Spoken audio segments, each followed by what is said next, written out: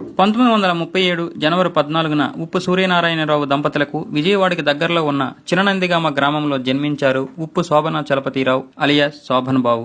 5వ తరగతి వరకు ఊరిలోనే చదువుకున్నారు. చిన్నప్పటి నుంచి నాటకాలు చూసి బాగా వాటికి ఆకర్షితులయ్యేవారు. 6వ తరగతి నుండి అమ్మమ్మ ఊరు కుంటుమొక్కల నుండి మైలవరం రోజు సైకిల్ మీద అప్ అండ్ డౌన్ చేసేవారు.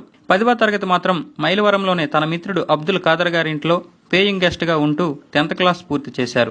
మైలవరం రాజావారు నాటకాల సంస్థ స్థాపించి నాటకాలు వేసేవారు.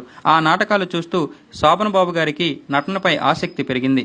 హై స్కూల్లో 7వ తరగతిలో ఉన్నప్పుడు తన ప్రియమైన గురువు హిందీ మాస్టరు కొడాలి ఉమామహేశ్వరరావు గారు 10th క్లాస్ పిల్లలతో ఒక ఇంగ్లీష్ నాటకం వేయడానికి రిహార్సల్ చేస్తున్నారు. ఆ మాస్టర్ గారిని ఆ నాటకంలో ఏదైనా ఒక పాత్ర ఇమ్మని శోభన్ బాబు గారు కూడా రిక్వెస్ట్ చేశారు.